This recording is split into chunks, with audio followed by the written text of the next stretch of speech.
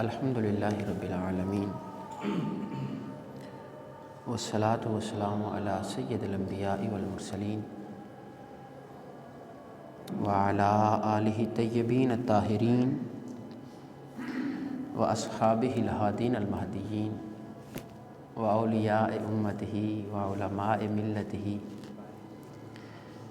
واہل سنتہ وجماعتہ اجمعین، اما بعد فاعوذ باللہ من الشیطان الرجیم، بسم اللہ الرحمن الرحیم۔ الف لام میم، احسب الناس ان یترکوا ان یقولوا آمنا وهم لا یفتنون وَلَقَدْ فَتَنَّ الَّذِينَ مِن قَبْلِهِمْ فَلَيَعْلَمَنَّ اللَّهُ الَّذِينَ صَدَقُوا وَلَيَعْلَمَنَّ الْكَاذِبِينَ أَمْ حَسِبَ الَّذِينَ يَعْمَلُونَ السَّيِّئَاتِ أَن يَسْبِقُونَا سَاءَ مَا يَحْكُمُونَ۔ صدق اللہ العظیم۔ ان اللہ وملائکتہ یصلون علی النبی یا ایہا الذین آمنوا صلوا علیہ وسلموا تسلیما۔ اللہم صلی علی سیدنا و مولانا محمد وعلی آلہ وصحبہ وبارک وسلم۔ الصلاۃ والسلام علیک یا سیدی یا رسول اللہ وعلی آلک و اصحابک یا سیدی یا رحمۃ للعالمین۔ درود شریف پڑھیں بلند آواز سے۔ الصلاۃ والسلام علیک یا سیدی یا خاتم النبیین وعلی آلک و اصحابک یا سیدی یا جد الحسن والحسین۔ لہ ہمم لا منتہا لکبارہا وہمتہ الصغریٰ اجل من الدہر۔ اے مظہر نور خدا بلغ العلا بکمالہ۔ مولا علی مشکل کشا کشف الدجیٰ بجمالہ۔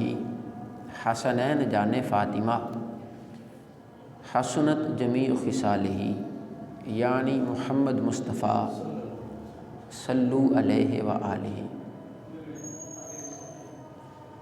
ابو بکر ہم چکابہ عمر در طواف ہو، عثمان آب زمزم، علی حج اکبر است۔ بعد از حمد و صلات، نہایت ہی واجب الاحترام عزیزان من، اللہ تعالیٰ کا بے پایاں بے شمار شکر اور احسان ہے۔ اس خالق کائنات نے ایک مرتبہ پھر ہمیں اپنے گھر میں آنے کی توفیق عطا فرمائی۔ اللہ تعالیٰ ان توفیقات میں مزید برکتیں عطا فرمائے اور ہمیں خشوع و خضوع کے ساتھ اپنی عبادت کرنے کی توفیق عطا فرمائے۔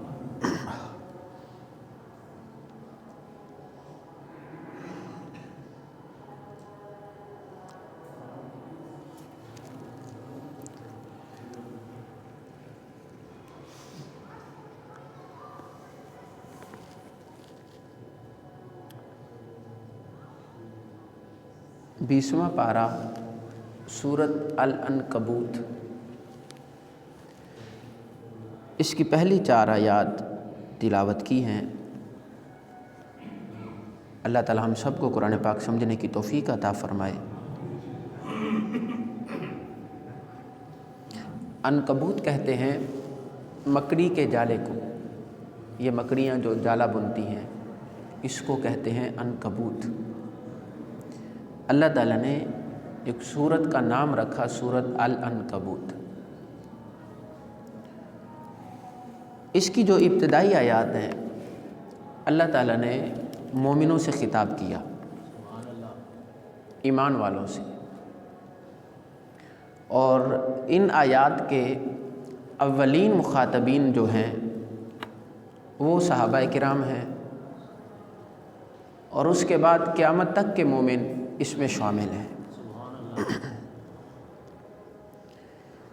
بسم اللہ الرحمن الرحیم۔ الف لام میم، یہ پہلی آیت ہے۔ اس کا ترجمہ اللہ اور اس کا رسول بہتر جانتے ہیں۔ اللہ اور اس کے رسول کے علاوہ ان کا کوئی ترجمہ نہیں جانتا۔ اللہ و رسولہ اعلم بمرادہ، اللہ تعالیٰ اس کی مراد سے اور اللہ تعالیٰ کے حبیب صلی اللہ علیہ وسلم اس کی مراد سے واقف ہے کہ الف لام میم سے کیا مراد ہے۔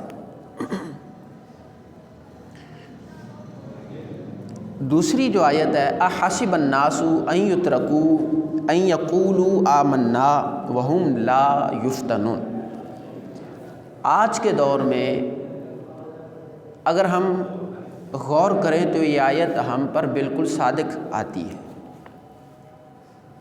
اللہ تعالیٰ نے فرمایا کیا لوگ یہ گمان کرتے ہیں، لوگوں کے وہم و گمان میں یا لوگوں کی سوچ یہ ہے ان یترکوا کہ ان کو چھوڑ دیا جائے گا، ان یقولوا آمنا صرف اس بات پر کہ انہوں نے کہا کہ ہم ایمان لے آئے، وہم لا یفتنون اور ان کو آزمایا نہیں جائے گا،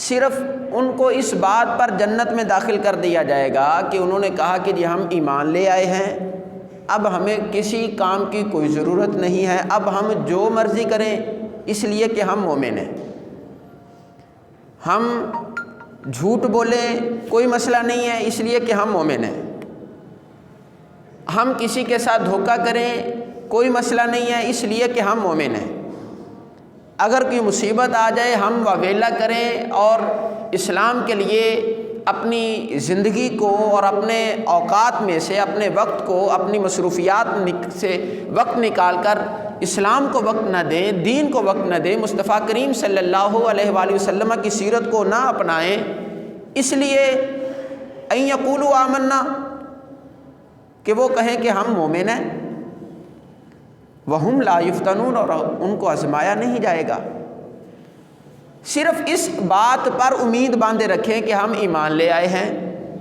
ایمان لانے کے بعد اب ہم پر کوئی ذمہ داری عائد نہیں ہوتی، ہم زندگی وہی گزاریں گے جو پہلے گزارتے تھے، ہمارا لائف سٹائل وہی رہے گا جو پہلے تھا۔ ایمان لانے کے بعد اگر ہمارے لائف سٹائل میں، ہماری زندگی میں، ہمارے روز مرہ کے معاملات میں اگر تبدیلی نہ آئے اور ہم یہ سمجھیں کہ ہم ایمان والے ہیں، جنت صرف ہماری ہے، کیوں؟ اس لیے کہ ہم مومن ہو گئے ہیں، اس کے علاوہ ہمارا کوئی عمل دخل نہیں ہے، تو اللہ نے فرمایا یہ ان کا گمان ہے۔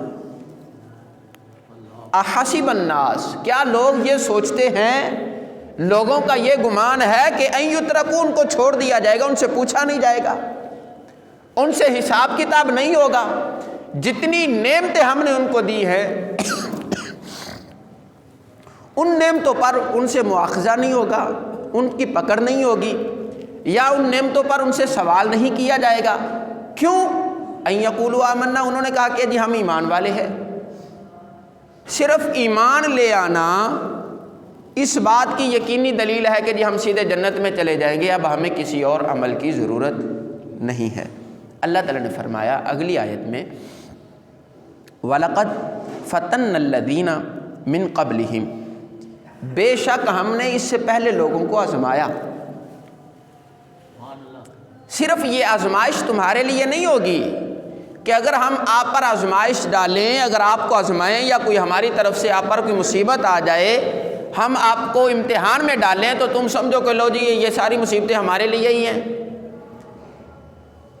ایک مصیبت ختم نہیں ہوتی دوسری آ جاتی ہے، اور اس طرح کی باتیں اگر آپ کرنا شروع کر دیں تو اللہ نے فرمایا وَلَقَدْ فَتَنَّ الَّذِينَ مِن قَبْلِهِمْ، اگر تم یہ سمجھو گے کہ ایمان لانے کے بعد ہمیں صرف نعمتیں ملیں، ایمان لانے کے بعد ہمارے پاؤں میں صرف کامیابیاں بچھا دی جائیں، ایمان لانے کے بعد ہمیں ناکامی کا منہ نہ دیکھنا پڑے، جدھر ہم جائیں ہمیں کامیابی ملے، تو اللہ نے فرمایا وَلَقَدْ فَتَنَّ الَّذِينَ مِن قَبْلِهِمْ، بے شک ہم نے پہلے لوگوں کو بھی آزمایا تھا۔ صرف یہ آزمائش تمہارے لیے نہیں ہوگی، پہلے لوگوں کے لیے، پہلی امتوں کو بھی آزمایا تھا۔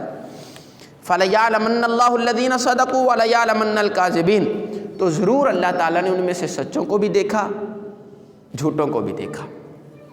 اللہ تعالیٰ نے ان کو آزمایا، جو آزمائش پر ثابت قدم رہے وہ سچے ہو گئے، وہ صادقین میں سے ہو گئے، اور اللہ تعالیٰ نے پھر ان پر اپنی نعمتوں کی بارش برسائی، اللہ تعالیٰ نے ان کو پھر اپنے مقربین میں سے، اپنے صادقین میں بندوں میں سے چن لیا، اور اللہ تعالیٰ نے پھر ان پر اپنا وعدہ حق فرمایا، اور جو ان مصیبتوں پر گھبرا گئے، ان مصیبتوں سے پیچھے ہٹ گئے، ان مصیبتوں پر وبیلا شروع کر دیا، ان مصیبتوں پر اللہ تعالیٰ کا گلا شکوہ اور اللہ تعالیٰ کی شکایات شروع کر دی، وَلَيَعْلَمَنَّ الْكَاذِبِينَ، تو وہ کاذبین میں سے ہو گئے۔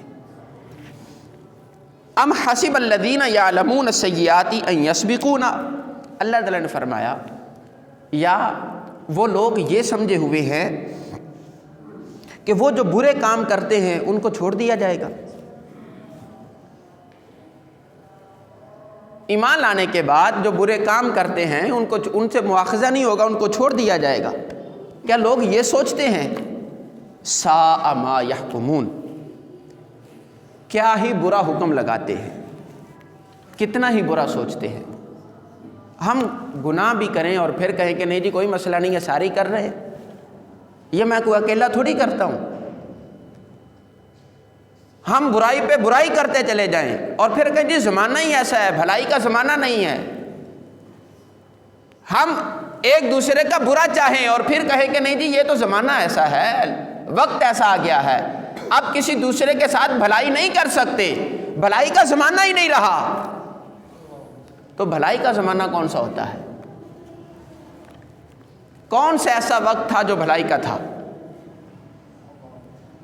بھلائی تو کرنی پڑ، اگر آپ کسی پر بھلائی کر کے کسی کا بھلا چاہ کر یہ چاہتے ہیں کہ جی وہ بھی میرے ساتھ بھلا کرے، تو پھر تو آپ نے اس بندے کے لیے بھلا کیا ہے، اس بندے کی ہمدردیاں سمیٹنے کے لیے اس کا بھلا کیا ہے، یا اس بندے کے دل میں اپنی عزت تکریم کروانے کے لیے اس کا بھلا کیا ہے۔ اگر آپ نے اللہ کے لیے بھلا کیا ہوا ہوتا تو پھر آپ یہ نہ کہتے کہ بھلائی کا زمانہ نہیں ہے۔ اگر آپ نے اللہ کے لیے کسی کی مدد کی ہوتی، چاہے وہ بندہ سامنے سے جس طرح کے مرضی اعمال آپ کے ساتھ کرتا، آپ یہ نہ کہتے کہ نہیں جی بھلائی کا زمانہ نہیں ہے۔ آپ نے بھلائی کر کے امید بھی بندوں سے رکھی کہ ہمیں بھلائی کا اجر بھی یہ بندے دیں گے، تو بندے کیا دے سکتے ہیں؟ جیسی آپ نے امید رکھی ویسا بندوں نے آپ کے ساتھ معاملات کر لیے۔ اگر آپ نے بھلائی کی اور پھر اللہ پر بھروسہ کیا، اپنی نظر اللہ تعالیٰ پر رکھی کہ میں نے بھلائی کی ہے یہ اللہ تعالیٰ کے لیے تھی، اس میں میری نیت میں کسی دوسرے بندے کے دل میں اپنی عزت بٹھانا نہیں تھی۔ اب اگر میری بھلائی کی وجہ سے کوئی بندہ مجھے عزت دیتا ہے تو یہ اللہ کی مہربانی ہے۔ اب اگر میرے علم کی وجہ سے کوئی بندہ مجھے عزت دیتا ہے تو یہ اللہ کی مہربانی ہے۔ اگر میری سخاوت کی وجہ سے کوئی بندہ مجھے عزت دیتا ہے تو یہ مجھ پر اللہ کی مہربانی ہے۔ اگر میں یہ چاہوں کہ میں عالم ہوں اور ہر بندہ میری تکریم کرے تو پھر میرا علم اللہ کے لیے نہیں ہے، یہ میری جتنے بھی معاملات ہیں یہ اللہ کے لیے، تو پھر میں لوگوں کے لیے کر رہا ہوں کہ لو جی میں نے زیادہ پڑھ لیا، کیوں؟ اس لیے کہ لوگ عزت کرتے ہیں۔ بھائی یہ سارا علم جب تک اللہ کے لیے نہیں ہوگا اس وقت تک کامیابی نہیں ہو سکتی، جب تک ہماری سخاوتیں اللہ کے لیے نہیں ہوگی اس وقت تک کامیابی نہیں ہو سکتی، جب تک ہمارے تمام سجود، رکوع اور قیام اللہ تعالیٰ کے لیے نہیں ہوں گے اس وقت تک ہم کامیاب نہیں ہو سکتے۔ کیا ہم یہ سوچ کر بیٹھ جائیں کہ جی بھلائی کا زمانہ نہیں ہے، ہم ایک دوسرے کی بھلائی کرنا چھوڑ دیں؟ ہم دکان پر جا کر جھوٹ بولیں اور پھر کہیں کہ جی نہیں بھلائی کا زمانہ نہیں ہے؟ اگر ہم سچ ہی بولیں گے تو پھر ہمارا کاروبار کیسے چلے گا، ہمارے معاملات کیسے چلیں گے؟ یہ ساری باتیں ہمارے معاشرے میں ہوتی ہیں، ہم ڈیلی بیسس پہ ان کے ساتھ ہماری ملاقاتیں بھی ہوتی ہیں، ہم یہ سارے معاملات کرتے ہیں مگر آنکھیں بند کر لیتے ہیں، ہم ان کو چھوڑنے کے لیے تیار نہیں ہیں۔ اللہ تعالیٰ کا فرمان سنیں، اللہ تعالیٰ نے فرمایا نا ہم ان کو آزمائیں گے جس طرح پہلے لوگوں کو آزمایا۔ آپ سورہ بقرہ کی دوسرے پارے کی دوسرا رکوع اگر آپ پڑھیں تو اللہ تعالیٰ نے فرمایا وَلَنَبْلُوَنَّكُمْ بِشَيْءٍ مِّنَ الْخَوْفِ وَالْجُوعِ وَنَقْصٍ مِّنَ الْأَمْوَالِ وَالْأَنفُسِ وَالثَّمَرَاتِ وَبَشِّرِ الصَّابِرِينَ۔ یہ کس آیات کن کے لیے ہیں؟ یہ فرشتوں کے لیے تو نہیں ہے کہ جی یہ اللہ تعالیٰ نے فرشتوں کے لیے یہ نازل کیا جی فرشتے پڑھیں گے، یا ان پر عمل فرشتوں نے، ان پر عمل ہم نے کرنا ہے۔ وَلَنَبْلُوَنَّكُمْ، اللہ نے فرمایا ہم ضرور بھی ضرور آزمائیں گے یہ نہیں کہ حالانکہ قرآن اللہ تعالیٰ نے کہہ دیتا ہے کہ جی ہم آزمائیں گے، پھر بھی بات ٹھیک ہے، وَلَنَبْلُوَنَّ ہم ضرور بھی ضرور آزمائیں گے، 2 مرتبہ تاکید لگائی، لام تاکید و نون تاکید ثقیلہ کے ساتھ اللہ تعالیٰ نے حکم ارشاد فرمایا کہ ہم ضرور بھی ضرور آزمائیں گے۔ جب اللہ تعالیٰ کہہ رہا ہے کہ ہم آزمائیں گے، پھر وویلا کس بات کا، پھر شکایات کس بات کی، پھر کہنا کہ جی مصیبتوں نے ہمارے، اب اللہ تعالیٰ نے پھر ایک ایک بات واضح کر دی کہ ہم کیسے آزمائیں گے۔ اللہ تعالیٰ نے سارے راستے بھی بتا دیے کہ اس راستے پر بھی آزمائیں گے، اس راستے پر بھی آزمائیں گے، اس راستے پر بھی آزمائیں گے، تم نیکی کی طرف آؤ گے ہم راستے میں رکاوٹ لگا دیں گے، آزمائیں گے، تم نماز پڑھنے کے لیے آؤ گے ہم تمہارے راستے میں ایسی رکاوٹیں پیدا کریں گے، دیکھیں گے رکاوٹیں عبور کر کے آتے ہیں کہ نہیں آتے۔ آپ کاروبار کریں گے، ہم لوگوں کو آپ کی طرف ایسے بھیجیں گے کہ آپ جھوٹ بول کر کاروبار کریں، پھر ہم دیکھیں گے کہ جھوٹ بول کر منافع کماتا ہے یا سچ بول کر منافع کماتا ہے۔ ہم سارے معاملات میں آزمائیں گے آپ کو، وَلَنَبْلُوَنَّكُمْ بِشَيْءٍ مِّنَ الْخَوْفِ، اللہ نے فرمایا خوف دے کر آزمائیں گے،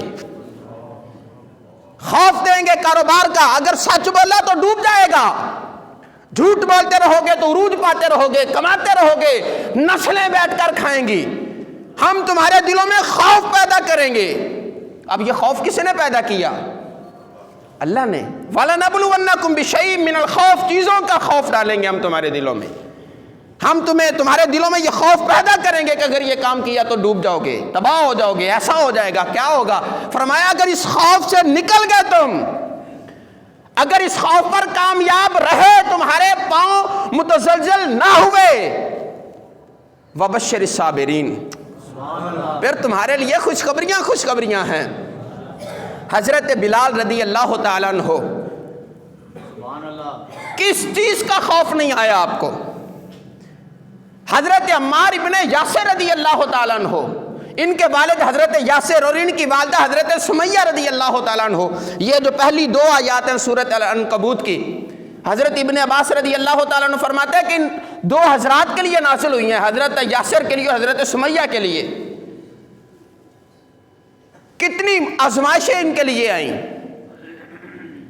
مصطفیٰ کریم صلی اللہ علیہ وآلہ وسلم گزر رہے ہیں، حضرت یاسر کو لٹکایا جا رہا ہے پھانسی پر، حضرت سمیہ اسلام کی پہلی شہیدہ خاتون ہے مکہ مکرمہ میں، پہلی شہیدہ، ان کو کتنی بے دردی کے ساتھ شہید کیا گیا۔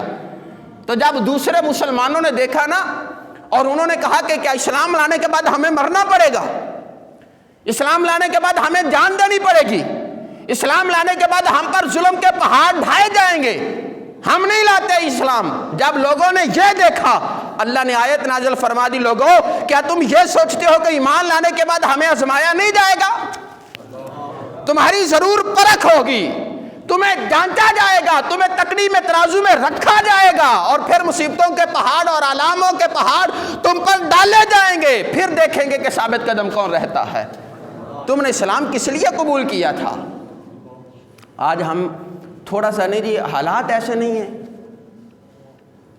تو حالات تو آپ نے پیدا کرنے، اگر حالات کے سامنے آپ نے سر جھکا دیا تو پھر کون سی آزمائش ہے؟ اگر آپ کہیں کہ نہیں جی ماحول ایسا نہیں ہے، ہمیں تو ماحول پہلے ملے، سارے لوگ سچ بولیں تو پھر ہم سچ بولیں،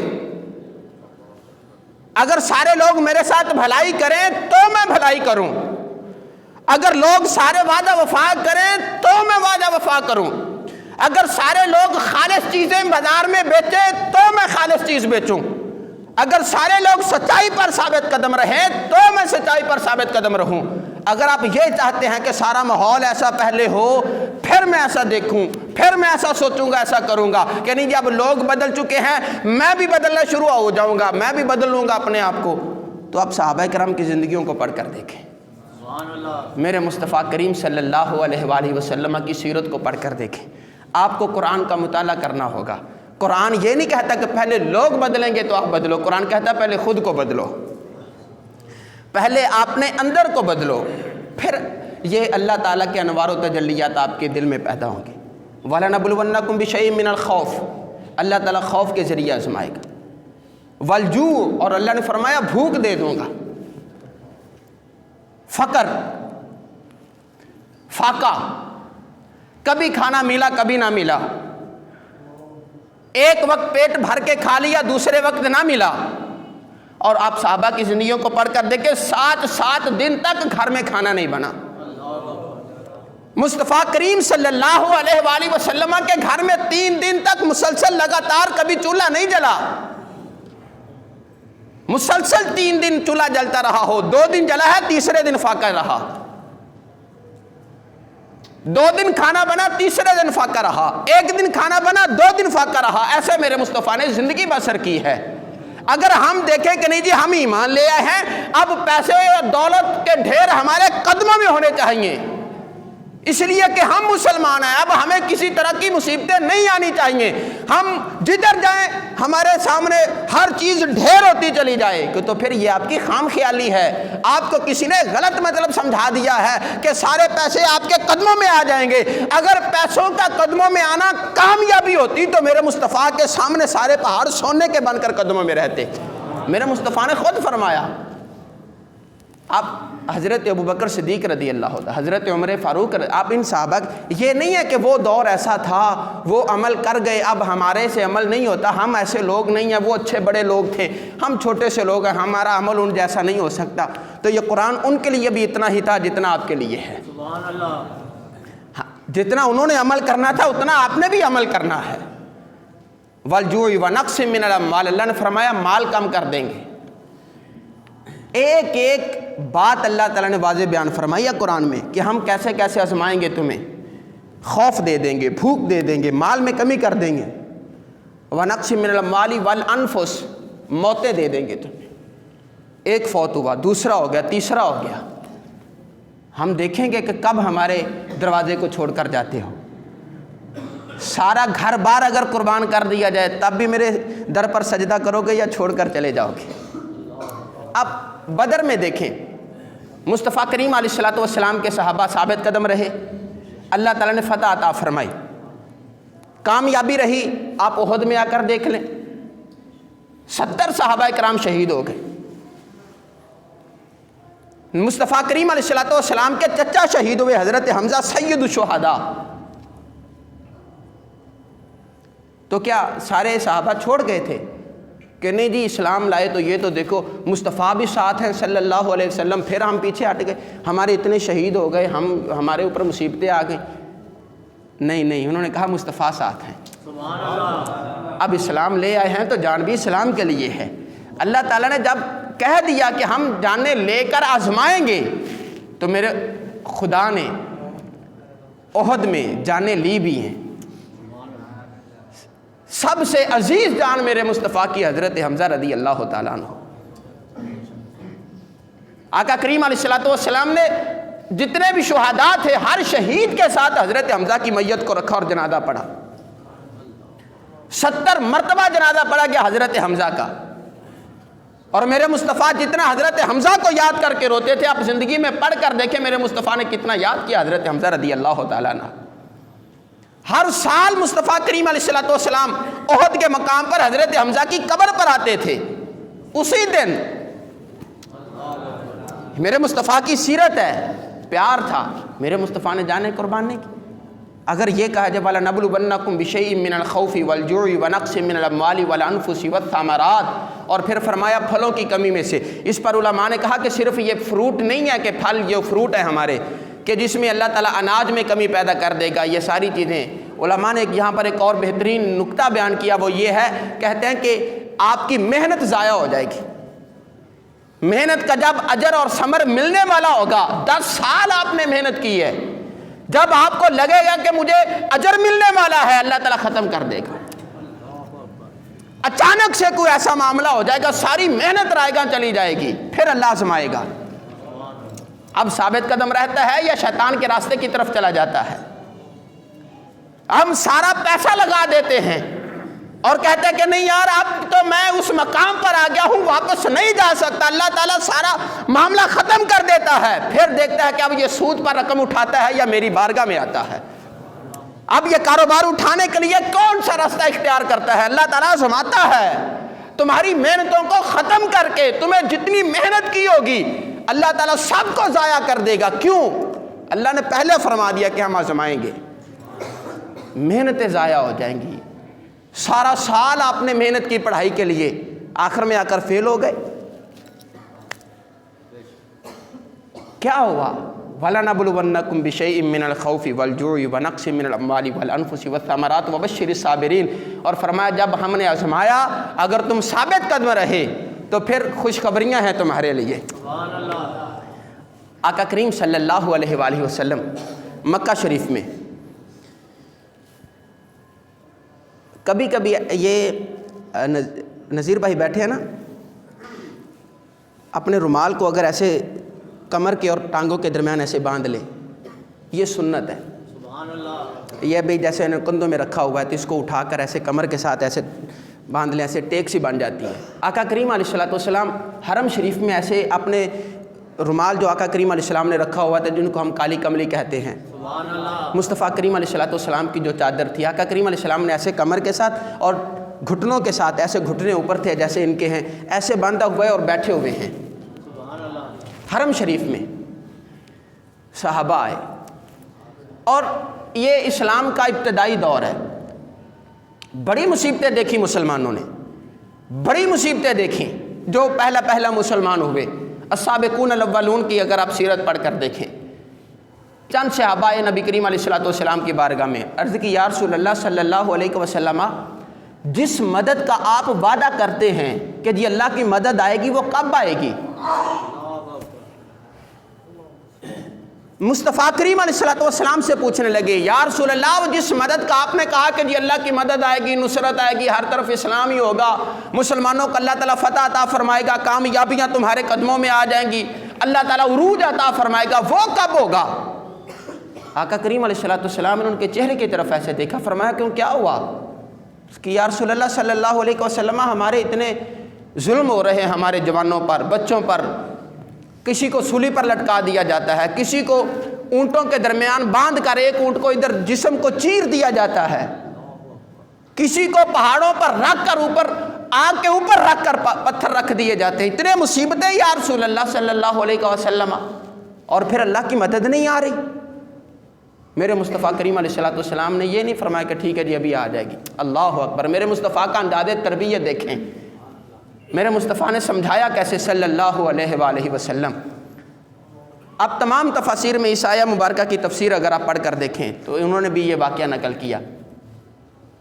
میرے مصطفیٰ کریم صلی اللہ علیہ وآلہ وسلم نے ارشاد فرمایا، صحابہ تم پر کیا مصیبتیں آئی ہیں؟ کچھ بھی نہیں آیا. اللہ اکبر. جانیں قربان کر دیں، فرمایا کچھ نہیں ہے. بچے قربان ہو گئے، کچھ نہیں ہے. کاروبار ختم ہو گیا، کچھ نہیں ہے. سوشل بائیکاٹ ہو گیا، کچھ نہیں ہے. صحابہ نے آقا کریم علیہ الصلوۃ والسلام کی طرف ایسے دیکھا، یا رسول اللہ پھر مصیبتیں کیا ہوتی ہیں؟ فرمایا اپنے سے پہلے لوگوں کی طرف دیکھو، ان کو، بندوں کو، مسلمانوں کو زمین میں گاڑ کر بیچ میں سے آری کے ساتھ ایسے کاٹ دیا جاتا تھا. اللہ اکبر. دو جسم کے دو ٹکڑے کر دیے جاتے تھے، پھر بھی وہ اسلام سے پھرتے نہیں تھے. ہائے ہائے ہائے ہائے. میرے مصطفیٰ نے فرمایا زمین میں گاڑ کر. یہ حدیث کے الفاظ ہیں، یہ نہیں کہ کوئی بندہ عالم دین اپنی جذباتی کسی کے الفاظ یا جملے ہو، نہیں، میرے مصطفیٰ کے الفاظ ہیں. فرمایا زمین میں گاڑ کر ان کے جسموں پر لوہے کی کنگھیوں کے ساتھ ایسے جسم کو نوچا جاتا تھا. یار آپ دیکھیں تو صحیح، سوچے تو صحیح، کیا وقت تھا وہ. میرے مصطفیٰ صحابہ کی تربیت کر رہے ہیں. فرمایا جسم کو، بندے کو زمین پر گاڑ دیا جاتا تاکہ وہ بھاگ نہ سکے، ہل نہ سکے. پھر لوگوں کو چھوڑ دیا جاتا، لوہے کے کنگے ان کے ہاتھوں میں دے دیے جاتے، کیسے زور سے مارو اور پھر ایسے پھاڑو ان کے جسموں کو. کیما کر دیا جاتا لوہے کی زندہ بندوں کو. میرے مصطفیٰ نے فرمایا تکلیفیں برداشت کی ہیں مگر اسلام کو نہیں چھوڑا. سبحان اللہ. پہلے کی امتیں ہیں. میرے مصطفیٰ کریم صلی اللہ علیہ وآلہ وسلم نے فرمایا زندہ لوگوں کی کھالوں کو اتارا گیا، اسلام کو نہیں چھوڑا. صحابہ تم پر تو مصیبتیں آئی ہی نہیں ہیں ایسی. پھر آقا کریم صلی اللہ علیہ وسلم سے پوچھا، یا رسول اللہ صلی اللہ علیہ وسلم، سب سے زیادہ مصیبتیں اللہ تعالیٰ کن کی طرف بھیجتا ہے؟ میرے مصطفیٰ کے فرمان سنیں. ہم کہتے نہیں جی جو اللہ سے دور ہوتا ہے اس کی طرف مصیبتیں آتی ہیں، جس کو اللہ ناپسند کرتا ہے اس کی طرف مصیبتیں آتی ہیں۔ کیوں ہمارا یہ کنسیپٹ ہے؟ اس لیے کہ ہم نے سیرت کو نہیں پڑھا، ہم قرآن سے دور ہو گئے۔ آقا کریم علیہ السلام سے پوچھا یا رسول اللہ سب سے زیادہ مصیبتیں، مصائب اور آلام کن پر آتے ہیں؟ میرے مصطفیٰ نے فرمایا نبیوں پر۔ اللہ اکبر، نبیوں پر سب سے زیادہ مصیبتیں آتی ہیں۔ اور پھر میرے مصطفیٰ کریم علیہ السلام نے فرمایا جتنی مصیبتیں سارے نبیوں پر آئی ہیں اس سے کہیں زیادہ مجھ اکیلے محمد پر اللہ تعالیٰ نے بھیجی ہیں۔ ہم کہتے ہیں نہیں جی ہمارے پر تو مصیبتیں آ گئی، ہم تو مر گئے، ہم تو یہ ہو گئے، ایسا ہو گیا۔ کبھی میرے مصطفیٰ کی سیرت کو تو پڑھ کر دیکھیں آپ۔ آقا کریم علیہ السلام مدینہ طیبہ میں دوپہر کا وقت ہے، آرام کر رہے ہیں، قمیض اتاری میرے مصطفیٰ کریم صلی اللہ علیہ وسلم نے، آرام کر رہے ہیں، نیچے کھجور کی وہ چٹائی بچھی ہوئی ہے، کھجور کے پتوں کی بنی ہوئی۔ ایک پتھر پکڑا، سرہانا بنا لیا، تاجدار انبیاء، مالک کون و مکان، جن کے قدموں سے جنت بنتی ہے، جہاں پر قدم رکھتے ہیں اللہ تعالیٰ اس جگہ کی قسمیں ارشاد فرماتا ہے۔ میرے مصطفیٰ سے زیادہ محبوب کائنات میں اللہ کو کوئی نہیں ہے۔ ساری کائنات اور ساری کائنات کی نعمتیں اللہ تعالیٰ پہلے مصطفیٰ کو عطا کرتا ہے۔ اللہ کا کریم علیہ السلام نے اس چیز کا اظہار بھی فرمایا، انما انا قاسم واللہ یؤتی، بے شک میں تقسیم کرنے والا ہوں۔ پیار سے بولیں سبحان اللہ۔ میں تقسیم کرنے والا ہوں، رزق میں تقسیم کرتا ہوں۔ آپ سبحان اللہ بولیں۔ فرمایا رزق میں تقسیم کرتا ہوں، آکسیجن میں تقسیم کرتا ہوں، صحت میں تقسیم کرتا ہوں۔ کائنات میں جس کسی کو نعمت ملتی ہے دروازہ مصطفیٰ سے ملتی ہے۔